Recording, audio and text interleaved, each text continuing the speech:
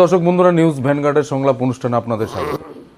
সংলাপ অনুষ্ঠানে আপনারা আজকে আমরা যে বিষয়টা নিয়ে আলোচনা করব সেই বিষয়টা হলো সামনে 11 তারিখ এবং 18 তারিখ পশ্চিম ত্রিপুরা আসন, 11 তারিখ এবং 18 তারিখ পূর্ব ত্রিপুরা আসনে লোকসভা নির্বাচন। সেই লোকসভা নির্বাচনকে সামনে রেখে ইতিমধ্যে রাজ্যের প্রধান শাসক দল বিজেপি দল, প্রধান বিরোধী দল সিপিআইএম তথা বামফ্রন্ট এবং অন্যান্য দলগুলির ইতিমধ্যে রাজনৈতিক কর্মকাণ্ড শুরু হয়েছে। এবং স্বাভাবিকভাবেই বিশেষ করে পশ্চিম ত্রিপুরা আসনে আমরা দেখছি গত 5-7 দিনে বিশেষ করে প্রধান বিরোধী দলের যে প্রার্থী রয়েছেন, বর্তমান সাংসদ যিনি এবারও প্রার্থী শঙ্কর প্রসাদ দত্ত, তিনি যে দল বিলং করেন সিপিআইএম দল, সেই সিপিআইএম দল থেকে কিন্তু কন্টিনিউয়াসলি শাসক দলের প্রতি এবং বিশেষ করে লক্ষ্য শাসক দলের যিনি সভাপতি রয়েছেন এবং রাজ্যের মুখ্যমন্ত্রীও বটে, ওনার দিকে লক্ষ্য রেখে কিন্তু শাসক দল বিরোধী দলকে নির্বাচনী প্রচারে অংশগ্রহণ করতে বাধা দিচ্ছেন এবং গণতান্ত্রিক যে অধিকার, সেই অধিকার মিটিং মিছিল করা বা প্রার্থীর যে প্রচার করা, প্রার্থীর যে পরিচিতি, প্রার্থীর বিভিন্ন যে রাজনৈতিক কর্মসূচি সেগুলি করতে বাধা দিচ্ছেন বলে বারবার করে অভিযোগ করা হয়েছে। এটা অভিযোগ করা হয়েছে এবং এক দুটো জায়গায় এটা সত্যি যে আমরা দেখেছি কয়েকদিন আগে জিরানিয়া এলাকাতে যখন মিটিং করতে যাচ্ছিলেন শঙ্কর প্রসাদ দত্ত, ওনার গাড়ি কনভয় অ্যাটাক হয়েছে। তারপর একই দিনে আমরা দেখেছি উদয়পুরেও অ্যাটাক হয়েছে। তারপর থেকে কিন্তু আশ্চর্যজনকভাবে প্রতিদিন প্রধান বিরোধী দল থেকে কিন্তু প্রতিনিয়ত শাসক দলের প্রতি কিন্তু আক্রমণ শানিত করা হচ্ছে, অভিযোগ আনা হচ্ছে, নির্বাচন কমিশনের প্রতি অভিযোগ আনা হচ্ছে যে সন্ত্রাস এবং এই পরিস্থিতিতে গণতান্ত্রিক পরিবেশ নেই, এই পরিস্থিতিতে সুষ্ঠু ভোট করা এটা অসম্ভব ব্যাপার। আমরা যদি একটু পাশাপাশি দেখি, আমরা আলোচনা শুরুর আগে আমরা যদি দেখি পূর্ব ত্রিপুরা আসনে কিন্তু এই অভিযোগটা ওইখানে যিনি বাম ফ্রন্টের যিনি প্রার্থী রয়েছেন জিতেন্দ্র চৌধুরী রয়েছেন, যিনি সাংসদ এখন পর্যন্ত, উনি যখন রাজনৈতিক প্রচার একদম দামছড়ার প্রত্যন্ত অঞ্চল থেকে একদম কৈলাসহর ইরানির সীমান্ত পর্যন্ত যখন প্রচার করছেন, ধর্মনগর থেকে একদম সাবরুম পর্যন্ত যখন উনি প্রচার করছেন, এক দুটো বা ছোট্টখাটো অভিযোগ, রাজনৈতিক সন্ত্রাসের অভিযোগ আনছেন। কিন্তু আমরা যদি ওনার ফেসবুক দেখি বা সোশ্যাল মিডিয়া দেখি বা অন্য মিডিয়ার মধ্যে যদি দেখি, জিতেন চৌধুরী কিন্তু স্মুথলি মোটামুটি বলা যায় যে স্মুথলি ওনার রাজনৈতিক কর্মকাণ্ড প্রচার কিন্তু করছে। এবং রাজনৈতিক মহলে বিভিন্ন জায়গায় যদি আপনারা যান, রাজনৈতিক বাজার, ভোটের বাজার, অনেক জায়গা থেকে কথা আসে, অনেক কথা উঠে আসে। যদি বলা যায় যে জিতেন চৌধুরী এমন একটা জায়গায় গেছে, হয়তোবা ইলেকশন জিতেন চৌধুরী যে পূর্ব ত্রিপুরা আসন আছে, জিতেন চৌধুরী জেতার মধ্যে একটা পজিশনের মধ্যে চলেও যেতে পারেন, এরকমও কিন্তু বিভিন্ন একটা মহল থেকে প্রশ্ন করা হচ্ছে। তাহলে এখানে দুটো বিষয় উঠলো, একই দলের দুজন প্রার্থী, একজন জেতার মতো পরিস্থিতিতে চলে আসছেন, আরেকজন প্রার্থী প্রচারই করতে পারছেন না, আরেকজন প্রার্থী রাজনৈতিক কর্মকাণ্ড করতে পারছেন না, যেতেই পারছেন না। এটা নিয়ে আজকে আলোচনা যে সিপিআইএম কি শেষ পর্যন্ত এই নির্বাচনী লড়াইয়ে থাকবেন, সেটা নিয়ে আলোচনা। যে আমরা যদি দেখি যে এরকম যদি হয়, এরকম একটা আলোচনা, এরকম একটা বাজারে একটা আলোচনা রয়েছে, বিভিন্ন মহল থেকে জল্পনা রয়েছে যে ইলেকশনের নির্বাচনে একদিন বা দুদিন আগে হয়তোবা সিপিআইএম পশ্চিম ত্রিপুরা আসন থেকে নির্বাচনে তাদের যে প্রার্থী আছে সন্ত্রাসের অভিযোগ যেটা এখন থেকে করছে সেটাকে ভিত্তি করে তুলে নিতে পারবে। যে আসলে কি নেবে কি নিতে পারবে সে সবটাই প্রেডিকশনের ব্যাপার, আলোচনার পর্যালোচনার ব্যাপার। বাকিটা আপনারা আপনাদের বিবেক দিয়ে চিন্তা ভাবনা করবেন, আপনাদের সুচিন্তিত মতামত রয়েছেন সম্মানিত দর্শকদের। আজকে আমাদের সাথে এই সংলাপের পর্যালোচনা আমার সাথে রয়েছেন আমি রঘুনাথ মুখার্জি, রয়েছে নিউজ ভ্যানগার্ডের এডিটর ইন চিফ সেবক ভট্টাচার্য, রয়েছে রাজ্যের বিশিষ্ট আইনজীবী সন্দীপ দত্ত চৌধুরী আমাদের প্যানেলিস্ট, রয়েছে রাজ্যের বরিষ্ঠ আইনজীবী আমাদের প্যানেলিস্ট জয়ন্ত ভট্টাচার্য। জয়ন্তদা, যে বিষয় নিয়ে আলোচনা, প্রাথমিকভাবে আপনার মতামত জানতে চাই, প্রতিক্রিয়া। প্রথমত হচ্ছে যে এই যে আলোচনাগুলো হলো, তো এর বিভিন্ন রকমের দিক আছে এবং বিভিন্ন সম্ভাবনার দিক আছে, এবং সেইগুলো যদি আমরা বিচার বিশ্লেষণ করি তাহলে এটা বলা যায় যে এই যে পসিবিলিটিস বা সম্ভাবনাটাকে উড়িয়ে দেওয়া যাচ্ছে না। কেন দেওয়া যাচ্ছে না? এটার কারণ হচ্ছে যে পশ্চিম ত্রিপুরা আসনে শঙ্কর প্রসাদ দত্ত যতবার অ্যাটাক হয়েছে, বা এই আসনে আবার কংগ্রেসের যে প্রার্থী সুবল ভৌমিক, উনিও অনেকবার আক্রান্ত হয়েছেন, এটা ঘটনা। তো এখান থেকে বিজেপির যিনি কন্টেস্ট করছেন, প্রতিমা ভৌমিক, উনি পার্টির জেনারেল সেক্রেটারি এবং হেভি ওয়েট ক্যান্ডিডেট বলা যায়।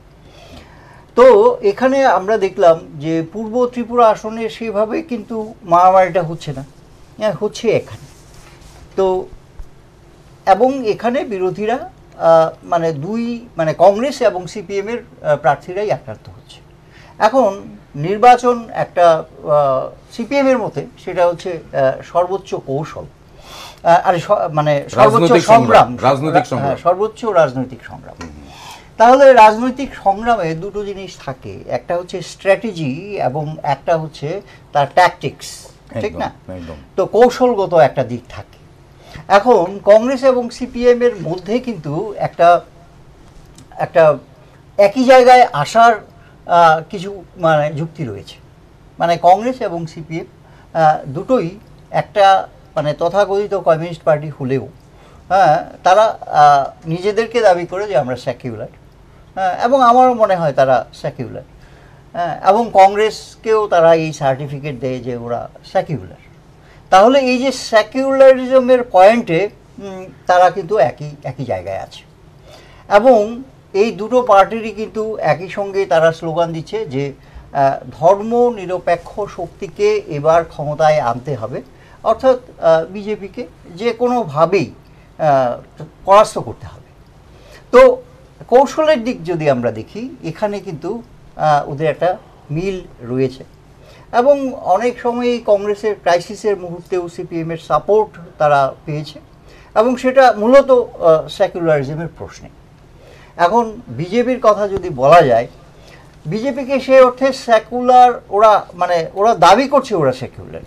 হ্যাঁ, আগে তো ওরা সরাসরি বলতোই যে আমরা হিন্দুত্ববাদী পার্টি, এবং হিন্দুদের সমস্ত রকমের যে সমস্যা সেটার থেকে উত্তরণ এবং তাদের স্বার্থকে সুরক্ষা করা আমাদের দায়িত্ব।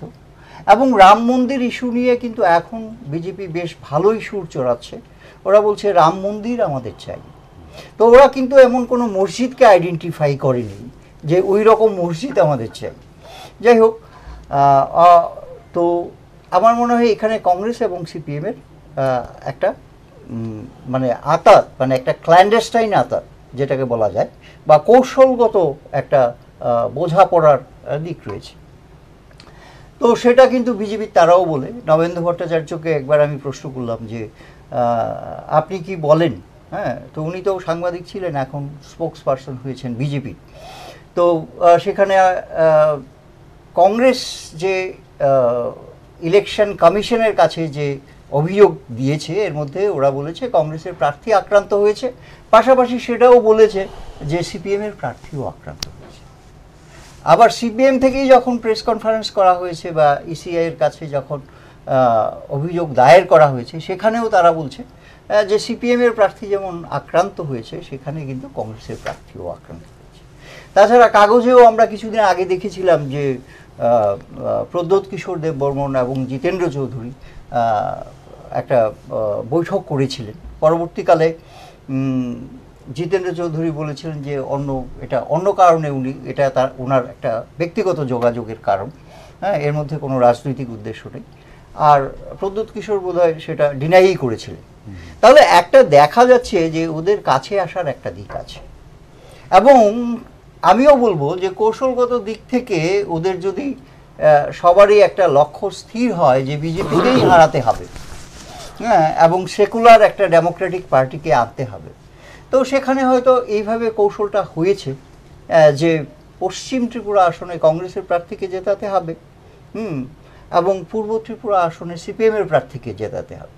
কারণ পূর্ব ত্রিপুরা আসনে কংগ্রেসের যিনি প্রার্থী, উনি রাজপরিবারের মহিলা হলেও উনি কিন্তু গ্রিন হর্ন, একেবারেই রাজনীতিতে ওনার হাতে খড়ি হয়েছে সবে। সেই দিক থেকে আমার মনে হয় জিতেন্দ্র চৌধুরী অনেক বেশি হেভি ওয়েট প্রার্থী, এবং সেটা উপজাতি সংরক্ষিত আসন, সেখানে তাদের একটা সম্ভাবনার দিক আছে ইত্যাদি। আইপিএফটি বিজেপি থেকে বেরিয়ে গেছে এবং উপজাতি ভোটকে এক ধরনের কনসলিডেট করছে বিজেপির বিরুদ্ধেই। এই সব মিলিয়ে এই সম্ভাবনা উড়িয়ে দেওয়া যায় না। সন্দীপ দা, আজকের আলোচনার যে বিষয়বস্তু সেটা হচ্ছে আলটিমেটলি সিপিআইএম বামফ্রন্ট থাকবে কিনা নির্বাচনী লড়াইয়ে। তা বামফ্রন্ট তো ধরুন দীর্ঘদিন সমানেই তারা লড়াই সংগ্রাম করেন ঘরের বাইরে।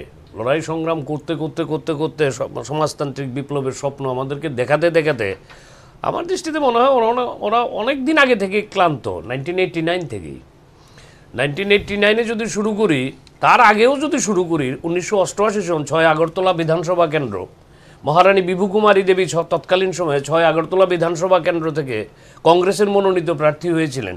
ওই বিধানসভা কেন্দ্রে রাজ্যের অন্যতম ক্লেম করা যিনি মুকুটহীন সম্রাট উনি প্রার্থী হয়েছিলেন, বেলা 11টা 11:30টার পর বললেন না থাক ভিক্ষা কুত্তা সামাল, আমি আসি। 88 সালের ঘটনা। তারপর চলে আসুন 89 লোকসভা নির্বাচন, সন্তোষ মোহন দেব পশ্চিম ত্রিপুরা আসন থেকে প্রার্থী। বামফ্রন্টের প্রার্থীরা লড়াই সংগ্রাম বলতে বলতে মাঠ ঘাট যখন প্রচণ্ড গরম করে দিল, ঠিক ভোটের দিন বেলা 11টায় আসলাম, টাটা বাই বাই, গণতান্ত্রিক পরিবেশ নেই।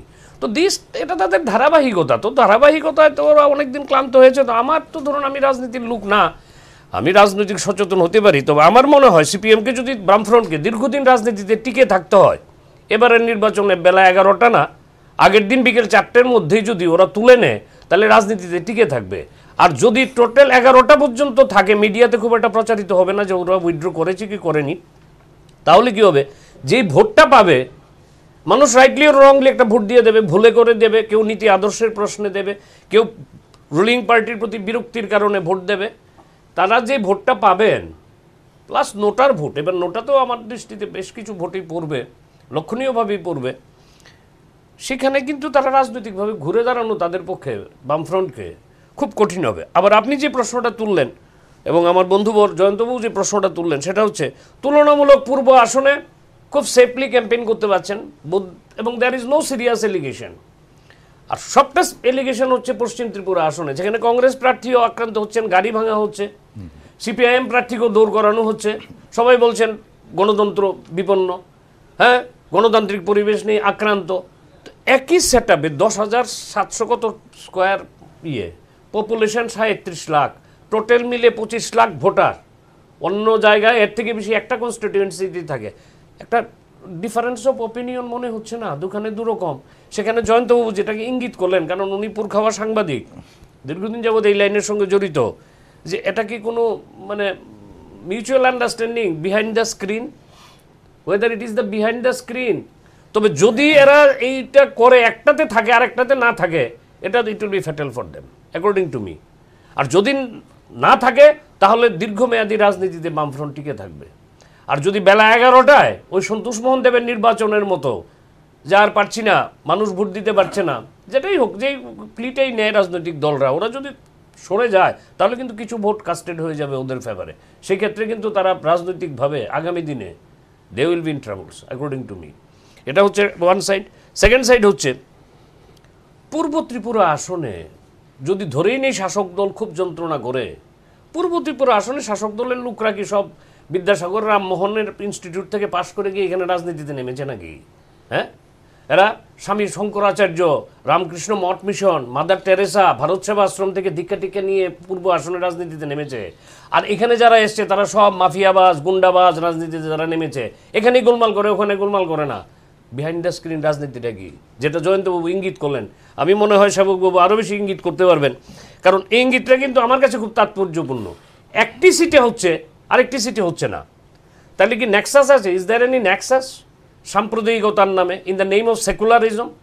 যে সেকুলারিজমের নামে একটা জায়গাতে সেকুলারিজম এফেক্টেড, আরেকটা জায়গাতে সেকুলারিজম এফেক্টেড না। আরে বাবা, বামফ্রন্ট যদি তুলে নেয়, আপনি বলুন তো বক্সনগরে কোনো দিন কোনো রাজনৈতিক দল, সবাই বলে সেকুলারিজমের কথা, কোনো হিন্দু প্রার্থীকে দিয়েছে কোনোদিন? বক্সনগর বিধানসভা কেন্দ্রে কোনো রাজনৈতিক দল দেয় না, আবার সবাই বলে আমরা সেকুলার। এটা বামফ্রন্টই বলুন, কংগ্রেসই বলুন, বর্তমানে বিজেপি বলুন, সবাই একই। তো এই যে পরিস্থিতিতে দাঁড়িয়ে আমার যেটা মনে হয় সেকুলারিজম একটা মানে এটা একটা মানে শুধু শুধু মানে একটা বিনা কারণে আপনার সেকুলারিজমের কথাই যদি, তাহলে লখনৌ বিধানসভা মানে লোকসভা কেন্দ্র থেকে বিজেপির প্রার্থীরা ধারাবাহিকভাবে কি করে জয়যুক্ত হন, কি করে আবার বামফ্রন্টের মনোনীত প্রার্থী সুভাষিনী আলী কংগ্রেসের সমর্থনে সেই লোকসভা কেন্দ্র থেকে জয়যুক্ত হন। এটা ডায়ামেট্রিক্যালি অপোজিট ভার্সন না? একবার হিন্দু ক্যান্ডিডেট জয়যুক্ত হচ্ছেন অটল বিহারী বাজপেয়ী, আবার সুহাসিনী আলীও জয়যুক্ত হচ্ছেন মুসলিম ক্যান্ডিডেট হিসাবে।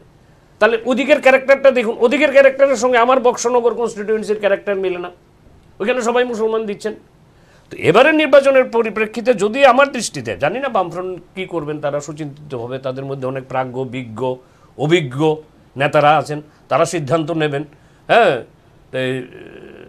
যদি না থাকে তাহলে আগে থেকে সরে যাওয়া ভালো, যাতে so that the message goes to the people যে ত্রিপুরাতে পরিবেশ নেই, they have withdrawn their candidature. পরবর্তীকালে করলে it will tax them in future. একদম সে হোক।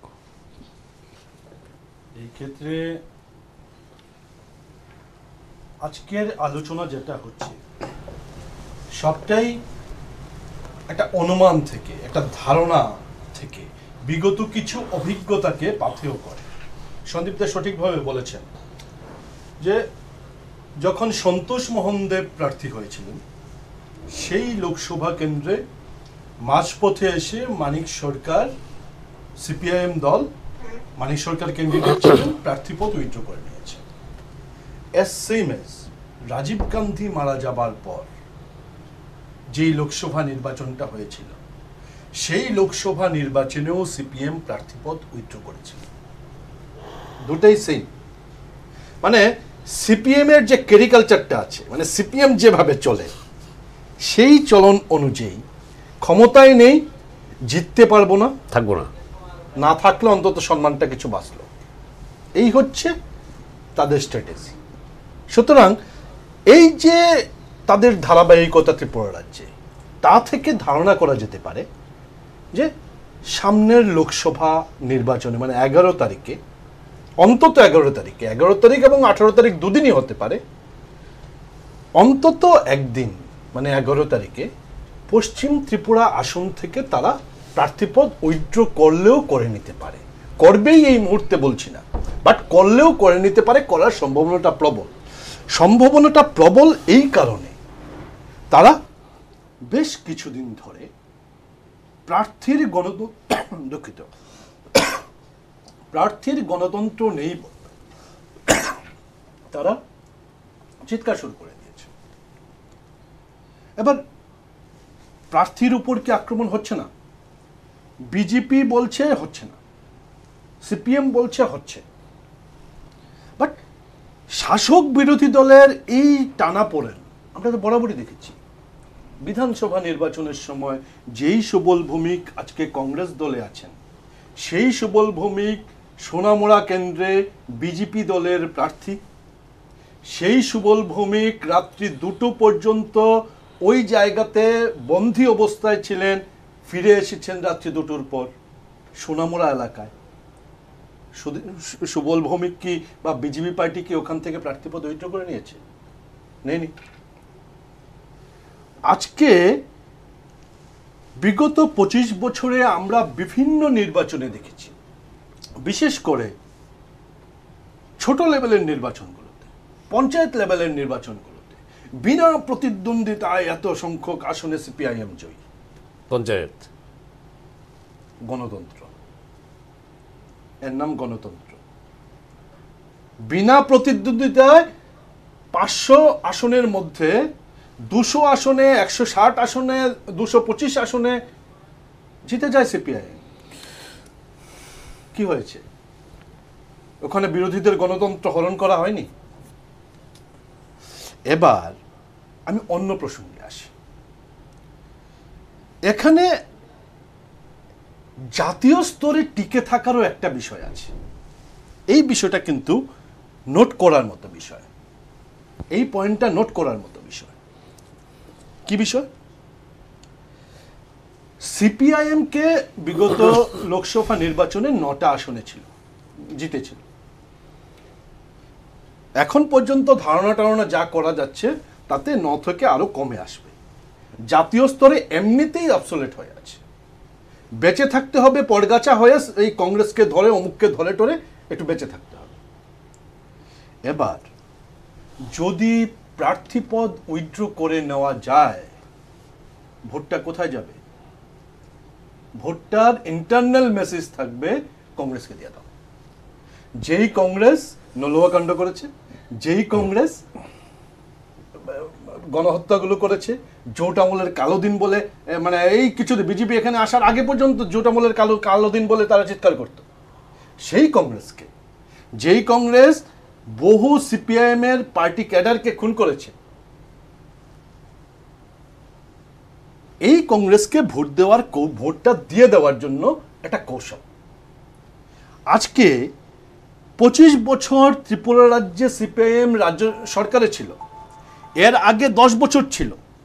45 সাল থেকে সিপিআইএম আজকের যে পার্টিটা, সেই পার্টিটা 45 সাল থেকে শুরু হয়েছে। জনশিক্ষা আন্দোলনে তার অঙ্কুরোদ্গম হয়েছে, সেখান থেকে তার ধারাবাহিকতা বেয়ে সিপিএম পার্টি তৈরি হয়েছে। তো এখানে এতদিনের অর্গানাইজেশন ক্ষমতায় নেই বলে তোমরা পেটানি খাচ্ছ, লজ্জা করে না বলতে? মানে তুমি নিজেকে কমিউনিস্ট পার্টি বলছো, আবার ক্ষমতায় থাকে মানে ওই গরু কোদে খুঁটির জোরে আর সিপিএম কোদে এই ক্ষমতার জোরে। লজ্জা করে না সিপিএম এই কথা আবার বুক ফুলিয়ে বলে, প্রেস কনফারেন্স করে বলে আমাকে মারছে। সিপিআইএম তার অর্গানাইজেশন বলতে আজকে কিচ্ছু নেই। এর মানে হচ্ছে বিগত দিনে 25 বছরে আমরা শক্তিশালী সংগঠন বলে যা বলতো সেগুলো হচ্ছে শুধুমাত্র দেনা পাওনার জন্য কিছু সংগঠন। আসলে মানে ফানুস নীতি আদর্শের তো বালাই টালাই নেই, এগুলো নেই। আজকে দাঁড়িয়ে সিপিএম অর্গানাইজেশনালি ব্রেকডাউন হয়ে রয়েছে। এই জায়গায় তাদের কাছে হারা ছাড়া বিকল্প নেই। অর্ধেকের বেশি পোলিং বুথে সিপিআইএম পোলিং এজেন্ট দিতে পারবে না। এটা সিপিএম এর যখন গভর্নমেন্টে ছিল সেই সময়ও বিরোধীরা দিতে পারেন, নতুন কিছু না। ক্ষমতায় যে থাকে এটা ক্ষমতার একটা চরিত্র। যারা 25 বছর ক্ষমতায় ছিল তারা ক্ষমতা হারানোর সাথে সাথেই বলছে আমাদেরকে মারছে, আমার প্রার্থীকে মারছে, আমার প্রার্থীর গাড়ি ভেঙে দিচ্ছে, প্রার্থীকে প্রচার করতে দিচ্ছে না। How funny! এতদিন ধরে তাহলে কি করছিলে? আর তাহলে যদি এই অবস্থা হয় তাহলে তুমি নিজেকে আর কমিউনিস্ট পার্টি বলো কেন? তোমার ক্যাডার বাহিনী কোথায়? ফানুস ক্যাডার বাহিনী। আমার কাছে যেটা ধারণা, যদি এটা হয় তাহলে দিল্লিতে কংগ্রেসকে ধরে বেঁচে থাকার জন্য ত্রিপুরায় কংগ্রেসকে একটা মাইলেজ দিয়ে দেওয়া, হ্যাঁ এই ভোটগুলো কংগ্রেসকে দিয়ে দাও, তাহলে একটা কম্পিটিশনে কি আসা যায় কিনা। দিল্লির কংগ্রেসের কাছেও সিপিএম একটা গুড বুকে রইলো, হ্যাঁ আমার জন্য তো ছেড়ে দিয়েছে, বলবো আমি এই ইস্যুতে ছেড়েছি, কিন্তু আসলে তো তোমাকে যাতে ভোটটা বেশি পড়ে সেই জন্য ছেড়েছি। এই যে দিল্লির রাহুল গান্ধীদের কাছে, রাহুল গান্ধী পর্যন্ত যেতে পারে কিনা সবাই আমি জানি না, তবে অন্তত আহমেদ প্যাটেল পর্যন্ত তো যায়, তাদের কাছে গিয়ে এই মেসেজটা দেবে সিপিএম এর নেতারা যে এই যে হচ্ছে আমি তোমার পক্ষে আছি, দেখো ছেড়ে দিয়েছি। পূর্ব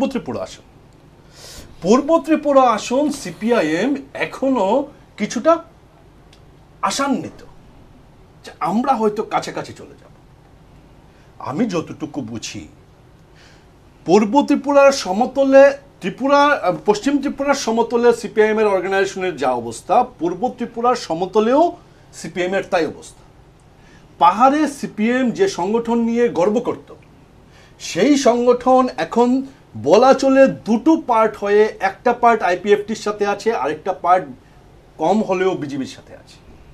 কংগ্রেসের সংগঠন পাহাড়ে কোথাও নেই, কংগ্রেসের সংগঠন সারা রাজ্যে কোথাও আছে বলে ঠিকঠাক আমার মনে হয় না।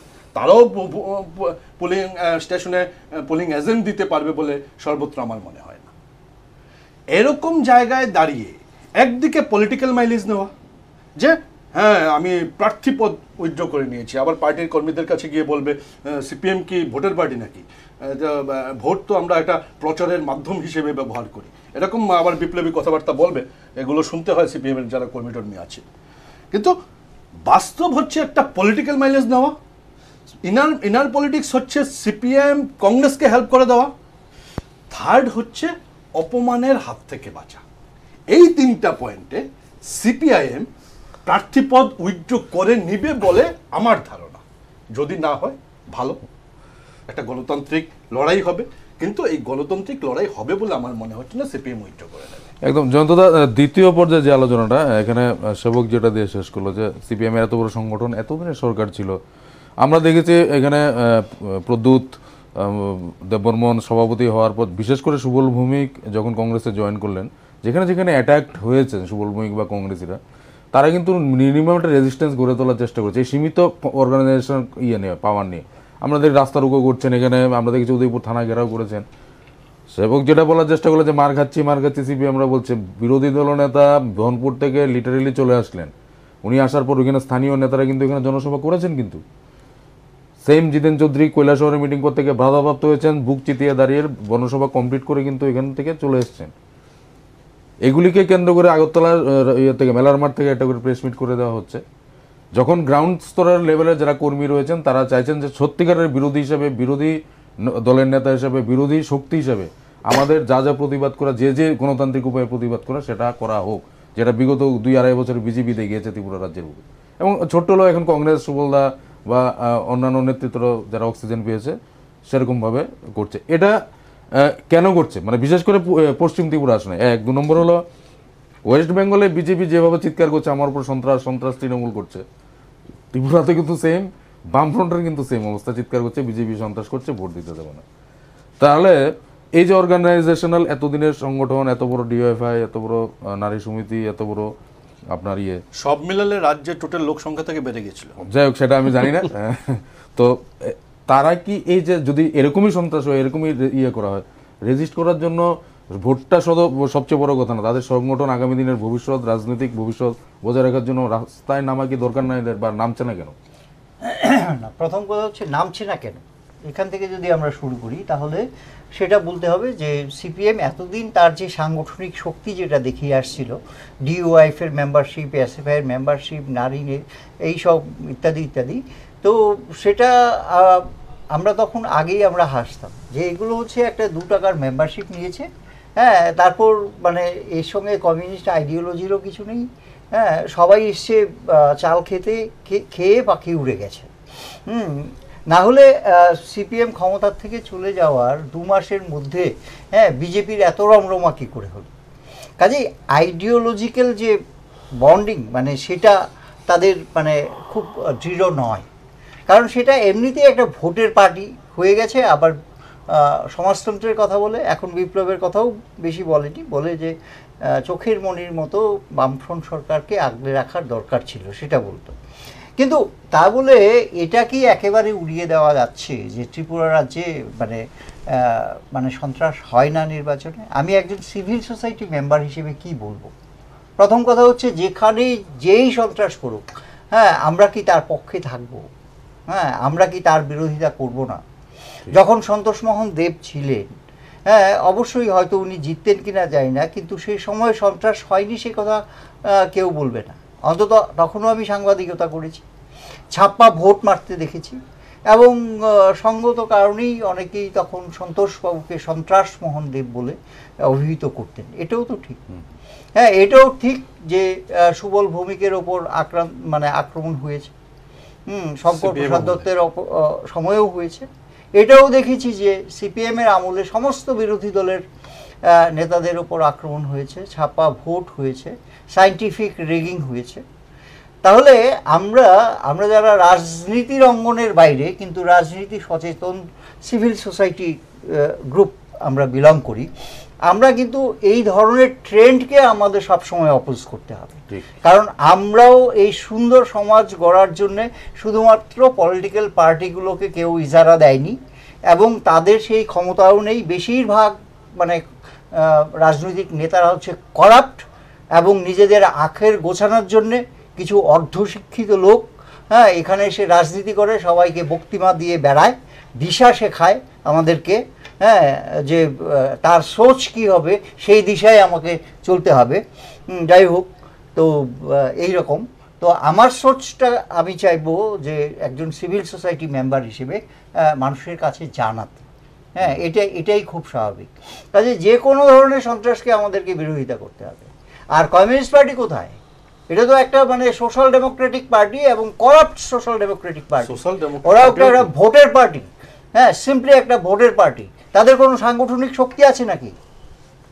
হ্যাঁ, তাহলে কোথায়? তারা কেন সন্ত্রাস হচ্ছে বলে মানে ওরা চিল্লাচ্ছে, আর প্রেসকে বলছে আপনারা ঝাঁপিয়ে পড়ুন, আর তোমরা তোমাদের টাকাগুলো যে বানিয়েছো, হ্যাঁ, সেই বাড়ি গাড়ি নিয়ে, হ্যাঁ, এখন আরাম করে থাকো, দরকার হলে চলে যাবে প্লেনে করে, ফুরত করে চলে যাবে অন্য রাজ্যে, সেখানে গিয়েও আরাম আয়েশ করবে না। তো এটাই খুব স্বাভাবিক। কাজে আমার মনে হয় সবাইকে এক্সপোজ করা দরকার, হ্যাঁ, অবশ্যই করা দরকার। এবং সিপিএমের সেই ক্ষমতা নেই রেজিস্ট করার, কারণ ওদের নেতাদের মানে চেহারা সুন্দর হয়েছে, শরীরে মেদ জমেছে, ব্যাংকে ভালো ডিপোজিট রয়েছে, হ্যাঁ, তাদের পক্ষে সংগ্রাম করা সম্ভব না। সন্দীপ দা, আপনি যদি 72 সাল থেকে দেখেন, আমাদের রাজ্য পূর্ণ রাজ্য হওয়ার পর 72 থেকে 77, তারপর 88 থেকে 93 কংগ্রেসের সরকার, আর 77 থেকে যদি আপনি আবার হিসাব টানেন তাহলে দেখবেন 34 বছর কয়েক মাস কয়েক দিন বামফ্রন্ট সরকার, অলমোস্ট 35 ইয়ার্স, আর এদিকে 15 বছর। এই 15 বছরে কংগ্রেস সাংগঠনিকভাবে সর্বভারতীয় স্তরে সাংঘাতিকভাবে মজবুত, এটা তার চরম মিত্র ক্লেম করে না। কংগ্রেস মাস বেস পার্টি, কে আসলো কে গেল কেউ খেয়াল করে না। কিন্তু আজকে এই জায়গায় দাঁড়িয়ে যদি আমি দেখি কংগ্রেসকে, এই জায়গায় দাঁড়িয়ে যদি বামফ্রন্টকে দেখি, বিজেপিকে দেখি, আমার তো মনে হয় বামফ্রন্টের সেই 35 বছরে পাইয়ে দেওয়ার রাজনীতি এবং সেন্ট্রাল গভর্নমেন্টের এতগুলো স্কিম যদি না থাকতো, তাহলে সিপিএমের সংগঠনটার আজকে এই দুরবস্থা হতো না।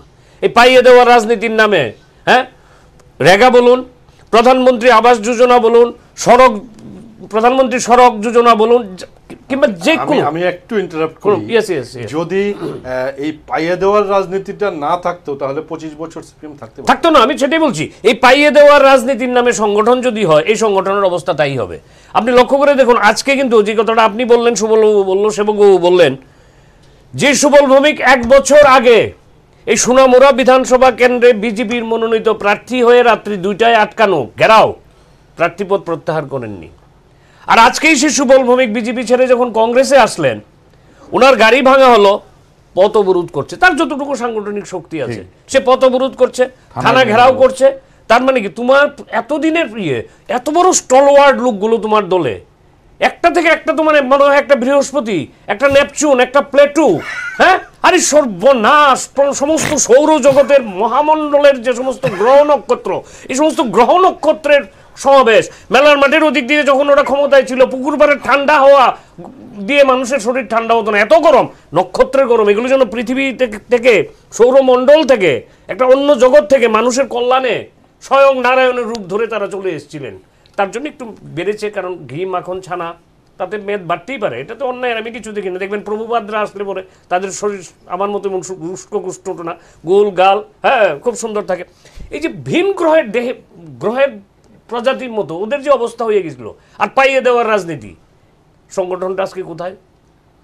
আজকে বিজেপিও যদি ঠিক এই ফ্যাশনে চলে, এই পাইয়ে দেওয়ার রাজনীতির নামে বিজেপি আজকে যে কোনো লোক দেখবেন একটা পট্টবস্ত্র লাগিয়ে গাড়ির উপর উঠে যায়, যে কোনো লোক, একেবারে তৃণমূল মণ্ডল স্তরের প্রতি সাধারণ মেম্বার থেকে শুরু করে একেবারে রাজ্যের মাননীয় মুখ্যমন্ত্রী, একেবারে তার সঙ্গে কিছু পৃষ্ঠপোষক, মন্ত্রিসভার সদস্য অথবা অন্যান্যরা, যেখানে যাচ্ছে, আমার মনে হয় বাজারে গেল, বাজারে যাক, হাসপাতালে, তখন তো প্রশ্নই ওঠে না, পট্টবস্ত্র দেখলে আইডেন্টিফাই করে নেয় ডাক্তাররা, কোনো জায়গায় অফিস কাছারিতে ওটা দেখলে আইডেন্টিফাই করেন উনি বিজেপির।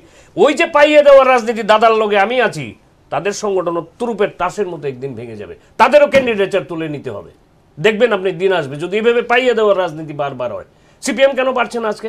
লজ্জা করে না? আপনি এই স্টুডিওতে বসে বোধহয় হচ্ছে, আমার বন্ধু জয়ন্তবাবু ছিলেন, আমরা একদিন দীর্ঘদিন সমানে প্রায় 1 বছরের কাছাকাছি সময় যখন দেখছি রাজ্যের মাননীয় প্রাক্তন মুখ্যমন্ত্রী, বিরোধী দলনেতা, রাজ্যের মানুষের ট্যাক্সের টাকায় ইনোভা গাড়ি চড়বেন, সরকারি বাতানুকূল ঘরে থাকবেন, আর মেলার মাঠে বসে বিজনধর গৌতম দাসকে দিয়ে প্রেস মিট করাবেন। আপনি কোথায়? আপনি কেন মুখ খুলছেন না বিভিন্ন ইস্যুতে?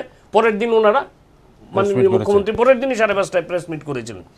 আজকে কেন মানিকবাবু ধনপুর থেকে, ওনার খাস তালুক ধনপুর, ওনার খাস তালুক ধনপুর, আপনি একটু মনে করে দেখুন তো, বাই ইলেকশন হয়েছিল 2টো বুথে না 3টে বুথে, তেলকাজলা, কি গোল মুখ করে, হাসি মুখ করে মানিকবাবু দাঁড়িয়েছিলেন। সারা ভারতবর্ষের মিডিয়া দেখছেন যে জয় করে নিয়েছি, এই তো জয় আসছে, এই তো জয় আসছে, গভর্নর হাউসে যাব, আবার শপথ নেব। সংগঠন কোথায় আজকে আপনার সংগঠন? কিংবা আপনি মিটিং করতে পারছেন না। সবচেয়ে দুঃখজনক যেটা আমাকে টাচ করেছে, উনি মিটিং না করে উনি কি বলেছেন, মানুষের উপর অত্যাচার হবে, অ্যাটাক হবে, উনি চলে এসেছেন। উনার এলাকার যারা গ্রাসরুট কমরেড, মানিকবাবু জবাব দিতে হবে না এ রাজ্যের মানুষের কাছে? আপনার দলের যারা এখনো বিশ্বাস করে নীতি আদর্শ, মার্ক্সবাদ, লেনিনবাদ, সমাজতান্ত্রিক বিপ্লবের একটি পদক্ষেপ, এরা বিকল্প নীতির পদক্ষেপ, মানুষ যারা এখনো ক্ষুদ্র অংশের মানুষ যারা বিশ্বাস করে, তাদের কাছে জবাব দেবেন না? আপনি কেন চলে আসলেন? আপনি কেন রেসিস্ট করলেন না? Why you have not resisted this sort of things? আপনি তো রাজ্যের বিরোধী দলনেতা, আপনার তো প্রোটেকশন আছে, আপনার গায়ে তো কেউ হাত দেবে না, আপনাকে তো কেউ অ্যাসল্ট করবে না। কিন্তু আপনার গ্রামের, ওই গ্রামের ধনপুর কনস্টিটিউয়েন্সিতে যে গ্রামের একেবারে তোষ্য লোকাল কমিটির লোকগুলো, তারা কিন্তু মিটিং করেছেন। তারা যদি সেই সাহস পান, মানিকবাবু আপনি কেন করলেন না? তার মানে আপনি দীর্ঘদিন সমানে যে জিনিসটার পৃষ্ঠপোষকতা করেছেন, দিনের পর দিন এই স্টুডিওগুলোতে বসে আমরা বলেছি যে এই জিনিসগুলো ঠিক হচ্ছে না। যার ন্যায্য পাওনা তাকে তার ন্যায্য পাওনা দিন, দারিদ্র সীমার কথা চিন্তা করে দিন, মেধার ভিত্তিতে চিন্তা করে দিন, নিডির ভিত্তিতে চিন্তা করে দিন। শুধু আমার দল করবে, এটাই আমার সংগঠন। আজকে সংগঠন তার জন্যই নেই, ফাঁকা আওয়াজ। আজকে আমাদেরকে টকশো করতে হচ্ছে। Can you think? একটা ডেমোক্রেটিক প্রসেস চলছে, পার্লামেন্টে একটা ভারতবর্ষের সরকার গঠিত হবে, নতুন দিশা নির্দেশিত হবে।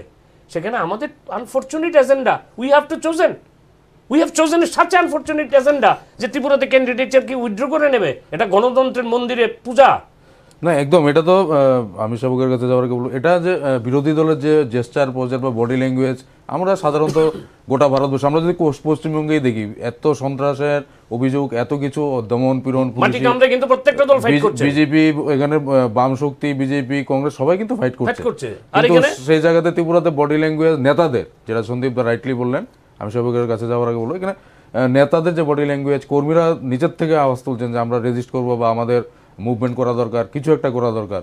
সেই জায়গাতে নেতাদের বডি ল্যাঙ্গুয়েজ, নেতাদের জেস্টার পোস্টার কিন্তু অনেকটাই ডিফেন্সিভ। সেই জায়গাতেই কিন্তু সংগঠনটা আস্তে আস্তে মার খেয়ে যাওয়ার চান্স রয়েছে। এবং আজ শেষ পর্যায়ে আলোচনা যেটা কন্টিনিউশন করেছিল সন্দীপ দা, সেখান থেকে বলবো সবাইকে একটু আলোকপাত করে দেবো। আমি সন্দীপদা থেকে না, আমি জয়ন্তদার একটা পয়েন্ট থেকে আমি শুরু করছি, খুব সংক্ষেপে বলছি। আজকে বিরোধী দল বিশেষ করে মিডিয়া কেন বলছে না, মিডিয়া কেন দেখাচ্ছে না, মিডিয়া কেন এই করছে না, মিডিয়া দায়িত্ব নিছে। আজকে বলেই, মিডিয়া যদি না থাকতো তাহলে মানিকবাবুদের ত্রিপুরা ছেড়ে চলে যেতে হতো। মিডিয়া যদি না থাকতো, মিডিয়া যদি ভূমিকা না নিত, সিপিএম দলের যা অবস্থা, গৌতম বাবুদের, মানিক বাবুদের ত্রিপুরা ছেড়ে চলে যেতে হতো, অথবা ঘরবন্দি হয়ে থাকতে হতো। মিডিয়া এই কাজটা করেছে। এবার তোমার পক্ষে উকালতি করছে না কেন, এটা তোমার কোশ্চেন হতে পারে। যেই কারণে মিডিয়াকে গালাগাল দাও। তোমার কাজটা তো হচ্ছে, আমরা বিগত দিনেও দেখেছি, জোট রাজত্বও দেখেছি, গ্রামের কিছু সিপিএম এর নেতা, তারা সামনে, শ্রীরাম পালের মতো কিছু নেতা সামনে বেরিয়ে এসেছিলেন, বাদল চৌধুরীও ছিলেন, এটাও ঠিক। বাকিরা কি? জনগণ যখন ওই জোট সরকারটার ওপর ক্ষুব্ধ হয়ে রাস্তায় নেমেছে, রাস্তায় নামতে চাইছে, খুব উগরে দিচ্ছে, তখন লাল ঝান্ডা নিয়ে এসে তাদের সামনে দাঁড়িয়ে গেছে। এই হচ্ছে তাদের ভূমিকা। আজকেও তারা সেম কৌশলে হাঁটতে চাইছে। এই কৌশলে অন্তত হালে পানি মিলবে না এবার, কারণ বিকল্প কংগ্রেস এবার দাঁড়িয়ে গেছে বিকল্প বিরোধী দল হিসেবে। একদম। সিপিএম এর এই কৌশলে এবার হালে পানি মিলবে না। সুতরাং আমাদের দুর্ভাগ্য যে সিপিএম এর মতো একটা দল, তারা প্রার্থীপদ উইথড্র করে নিতে পারে কংগ্রেসের সেবাদাস হিসেবে কাজ করার জন্য, নিজেদের সম্মানটাকে কিছু বাঁচাবার জন্য। এই অবস্থা 25 বছরের শাসক দল ত্রিপুরা রাজ্যে পরিণত হয়েছে। এটাই হচ্ছে আমাদের সবচেয়ে দুর্ভাগ্য। এবং সমস্ত জায়গায় জয়ন্তদা বিষয়টা ঠিক বলেছে, অত্যাচার যেই করো, অত্যাচার পশ্চিমবঙ্গে হোক, ত্রিপুরায় হোক, বাম আমলে হোক, ডান আমলে হোক, যেই আমলে হোক, অ্যাজ এ রেসপন্সিবল সিটিজেন আমরা তার বিরুদ্ধে অবশ্যই কথা বলবো। এবং এই কারণেই আমি শুরুটা করেছি এই পর্বে, যে আমরা কথা বলছি বলেই অবশ্যই গভর্নমেন্টও তার রেসপন্সিবিলিটি নিচ্ছে, পুলিশ তার রেসপন্সিবিলিটি নিচ্ছে, প্রত্যেক সময় যা যা করে নেয়, পুলিশের আবার টিকিও বাধা থাকে, সবকিছুই ঠিক আছে। বাট মিডিয়া তার রেসপন্সিবল ডিউটি পালন করছে বলেই বিরোধীরা মাঠে নামতে পারছে, না হলে এতটুকু নামতে পারতো না, তাদের অর্গানাইজেশনের যা অবস্থা। একদম। দর্শক বন্ধুরা, আমাদের অনুষ্ঠানের শেষ পর্যায়ে আমরা এসে পড়েছি। আজকে যে আলোচনার বিষয়টা ছিল যে আগামী লোকসভা নির্বাচনে কি সিপিএম তার প্রার্থীপদ প্রত্যাহার করবে, এটা জাস্ট একটা প্রেডিকশন ছিল। বিভিন্ন আলোচনা, আমি আগেই বলেছি শুরুতে, যে এই ইলেকশনের মার্কেট, ইলেকশনের বাজারে বিভিন্ন রকম আলোচনা উঠে আসে, এবং সবচেয়ে আলোচিত বিষয় কিন্তু এখন এটা হয়ে রয়েছে। আমরা যে বিষয়টা নিয়ে আজকে পর্যালোচনা করলাম, এটা ভুল হবে, আমরা ভুল প্রমাণিত হতেই পারে, হবে, আমরা এটাই আশা করি। কারণ গণতান্ত্রিক ব্যবস্থায় সব ধরনের গণতান্ত্রিক দল গণতান্ত্রিকের যে প্রক্রিয়া, ভোট, সে ভোটে অংশগ্রহণ করবে, লড়াই করবে, হার জিত তো রয়েছে, যেটা যার মানুষ যাকে ভোট দেবে, মানুষ যাকে চাইবে। এবং এখানে আরেকটা বিষয় রয়েছে, এখানে ইলেকশন কমিশনের একটা ভূমিকা রয়েছে, যে এবং প্রশাসনের একটা ভূমিকা রয়েছে, যাতে সঠিকভাবে মানুষ মতদান করতে পারে, ভোট কেন্দ্রে গিয়ে ভোটটা দিতে পারে। তারপরে বোঝা যাবে যে সঠিক মতদানের ফলে কোন দল জিতে এসছে। সেটা ইলেকশন কমিশন রয়েছে, ইলেকশন কমিশন সেটা সুনিশ্চিত করবে। কিন্তু আমাদের যেটা পর্যালোচনা ছিল আজকে, আমরা আশা করব আমাদের এই আলোচনা এটা প্রেডিকশন মাত্র, এটা কোনো ফাইনাল ওপিনিয়ন নয়, কাউকে হার্ট করা, কাউকে উৎসাহিত করা কোনো বিষয় নয়। হয়তো আগামী দিন অন্য একটা দল নিয়ে আমরা যদি এরকম আলোচনা আসে আমরা আলোচনা করতে পারি। সুতরাং অন্যদের খুশি হওয়ার কোনো বিষয় নেই বা দুঃখী হওয়ার কোনো বিষয় নেই। আমাদের যারা প্রেডিকশন এটা পর্যালোচনা করেছে এবং শেষ আলোচনা, শেষ সুচিন্তিত মতামত কিন্তু সম্মানিত দর্শক মণ্ডলী, নির্বাচক মণ্ডলী আপনারাই দেখবেন। দেখতে থাকুন সংলাপ, যে সংলাপ ভাবায়, যে ভাবনা পথ দেখায়। ভালো থাকুন, সুস্থ থাকুন, শুভরাত্রি।